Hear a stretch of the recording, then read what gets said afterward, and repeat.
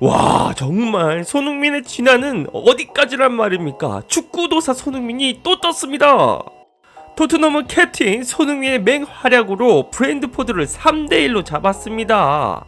엔지 감독의 포메이션 살펴보겠습니다. 포스테코글루는 4-3-3 포메이션을 들고 나왔습니다. 3톱은 손흥민, 솔랑케, 존슨이 출격했습니다. 2선은 메디슨, 벤탄쿠르, 클루세스키가 포진되었습니다. 포백은 우도기, 반더벤, 로메로, 포로가 지켰습니다. 골키퍼 장갑은 비카리오가 꼈습니다. 브랜트포드전은 분명히 반전의 시작이 돼야 하는 경기였습니다. 그런데 휘슬이 울리고 바로 토트넘은 실점했는데요. 21초 만에 좌측면이 허술하게 뚫리면서 역크로스가 올라갔습니다. 그리고 22초 만에 은베모의 왼발 발리 슈팅으로 토트넘은 실점했죠. 경기 시작부터 브랜트포드에게 끌려가는 상황이 연출되었습니다. 하지만 이것은 초반부터 토트넘을 불타오르게 만드는 계기였기도 했습니다. 전반 7분 메디슨이 전방에서 압박에 성공해 볼을 탈취했습니다. 그리고 곧바로 박스 안 슈팅까지 가져갔죠. 골키퍼에 맞고 슈팅이 흐르자 이걸 솔랑케가 쓸어 담았습니다. 솔랑케가 리그 5경기 만에 득점을 성공하면서 데뷔골을 성공시켰습니다. 1000억이 넘는 이적료에 토트넘에 입단해서 부담이 컸을 텐데 이 코벤트리전 부진을 깼다는 게 중요했는데요. 게다가 경기 초반부터 메디슨의 폼이 상당히 좋아 보였다는 게 긍정적인 신호였습니다. 이에 손흥민도 이번 경기만큼은 득점의 진심이었습니다. 전반 9분 손흥민은 손흥민존에서 슈팅을 한번 가져갔습니다. 골키퍼 정면에 갔지만 손흥민의 적극적인 시도는 반가웠습니다. 그리고 전반 25분에는 손흥민의 단독 드리블 찬스도 있었습니다. 손흥민은 빠른 스피드로 브랜트포드 박스 안까지 무혈 입성했는데요. 하지만 슈팅을 때리지 않고 골키퍼까지 제치려다 타이밍이 죽어서 기회를 놓친 게 아쉬웠습니다. 그러나 역시 손흥민은 자신의 실수를 또 실력으로 만회했습니다. 센트럴 손이 또 중앙에서 브레넌 존슨에게 적절한 공간 패스를 찔러 넣었습니다. 그리고 자신을 지지해준 캡틴의 패스를 존슨이 그대로 좌측 구석으로 꽂아 넣었죠. 손흥민의 시즌 첫 도움이 완성되었습니다. 존슨의 세레머니는 쉬쉬였습니다. 코벤트리전에 이어 브랜트포드전에서도 자신이 골을 넣었으니 자신의 경기력 비판 좀 그만하라는 제스처였습니다. 확실히 존슨이 자신감이 많이 상승했나 봅니다. 팬들의 입을 봉하라는 모션까지 취할 줄은 몰랐네요. 사실 애초부터 존슨이 우측면에서 온 많은 기회를 이렇게 다이렉트로 넣어줬다면 얼마나 좋았을까요? 그렇다면 개막 4경기의 토트넘의 순위는 최소 상위권에 있었을 겁니다. 하지만 이후 전반전 동안 여러 번의 토트넘 찬스가 있었지만 득점이 안 터졌다는 게 문제였습니다. 막판 존슨의 터닝 슈팅까지 막히면서 전반전은 2대1 토트넘의 리드로 끝났습니다.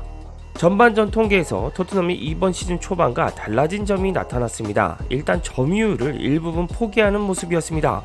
토트넘은 52%의 점유율만을 기록했습니다. 기대 득점은 2.11로 예상만큼의 득점도 기록했습니다. 다만 슈팅 대비 득점 숫자는 아직도 조금 아쉬웠습니다. 슈팅을 17개를 때렸고 유효 슈팅도 6개를 기록하며 여전히 많은 슈팅을 때렸습니다. 아직도 골 전환율에서 토트넘이 전반전 2골은 더 나아도 되는 수치입니다. 하지만 초반 실점을 극복하고 전반전 역전을 만든 점은 괄목할 만했습니다. 후반전에는 손흥민의 득점이 터졌으면 하는 기대감을 품게 만들었죠. 후반 시작 후 가장 눈에 띄는 선수는 역시나 메디슨이었습니다. 메디슨은 클루셉스키에게 센스 있는 스루 패스까지 넣었는데요. 이 셉세비의 슈팅은 막혔지만 연계가 좋았습니다. 그런데 후반전에는 존슨이 본인이 했던 쉿 세레머니가 부끄러워질 만한 장면이 계속 나왔습니다.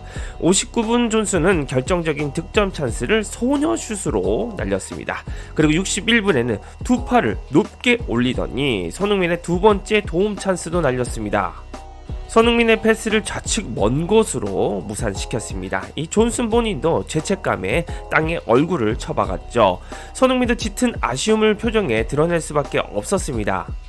결국 참았던 포스테코글루도 70분 존슨을 사르와 교체시켰습니다. 이 셉세비가 존슨 자리로 올라가고 사르를 미드로 내리는 선택을 했습니다.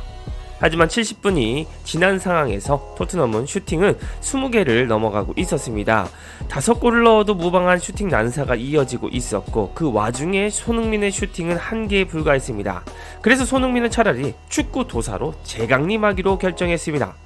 84분 손흥민은 정말 환상적인 패스를 기록했는데요. 손흥민은 좌측으로 침투하는 메디슨을 향해 수비수 다리 사이로 스루 패스를 넣었습니다. 다리 사이로 패스를 넣는 타이밍 자체가 기가 막혔죠. 이를 메디슨이 깔끔하게 칩샷으로 마무리했습니다. 메디슨이 지난 시즌 부상 이후부터 이번 시즌 초반까지 경기력 호평을 계속 받았습니다. 그러나 손흥민이 메디슨이 상승세로 돌아설 수 있는 환상적인 도움을 기록해줬습니다.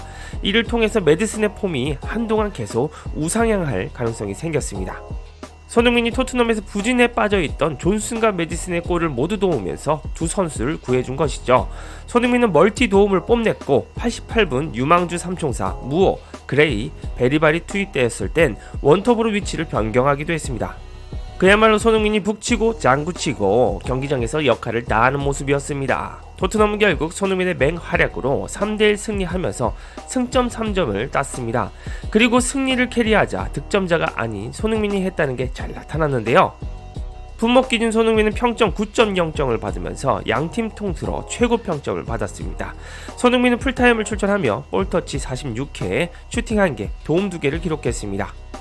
여기에 기회 창출은 무려 7개를 기록하면서 3개를 기록한 메디슨의 2배 이상의 퍼포먼스를 뽐냈습니다.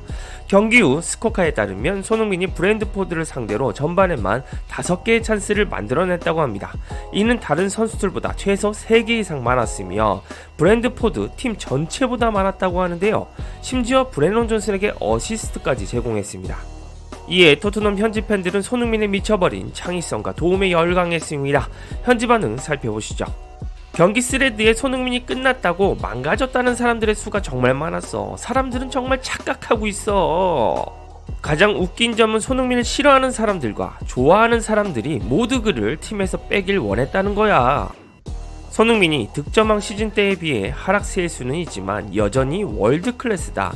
몇몇 경기에서의 부진은 개인적인 문제라기보다는 시스템 문제라고 생각해. 사람들이 그가 워낙 잘했기 때문에 너무 많은 기대를 하는 것 같아. 하지만 그는 여전히 팀에 엄청난 기여를 하고 있고 그게 가장 중요한 거야. 손흥민의 어시스트 시대가 왔다. 사람들이 주로 손흥민의 득점에만 집중하지만 손흥민은 드리블과 여러 수비수를 끌어들이는 능력을 통해 많은 찬스를 만들고 공간을 열어준다. 통계로는 드러나지 않는 부분이 정말 많아. 사람들은 손흥민의 플레이 스타일이 3시즌 전과는 달라졌다는 것을 받아들여야 한다. 이제 그는 마무리보다는 어시스트와 공격 전개에 더 집중하고 있어 등등 극찬하고 있습니다. 이제야 현지 팬들이 손흥민이 득점만 잘하는 선수가 아니란 점을 인정하고 있네요. 최근 손흥민은 자신에게 몰리는 수비들을 이용해서 동료들에게 많은 기회를 창출하고 있습니다. 이렇게 골을 넣어줘야 도움이 기록돼서 집중이 되는 것이 아쉽네요. 그동안 손흥민의 패스를 날려먹어서 집중이 안 되었던 것이지 손흥민은 늘상 이렇게 플레이해왔습니다. 이런 손흥민의 미친 창의성과 기회 창출 능력에도 현지 팬들이 앞으로 많은 관심을 가져주길 바랍니다. 그리고 오늘 토트넘이 23개의 슈팅을 때렸는데요. 여기에 손흥민의 슈팅이 1개라는 것도 아직 문제입니다. 손흥민도 기회를 많이 받고 득점도 더 많이 기록했으면 좋겠습니다. 손흥민 선수의 맹활약과 함께 주말 행복하게 보내시길 바랄게요. 축구용이었습니다.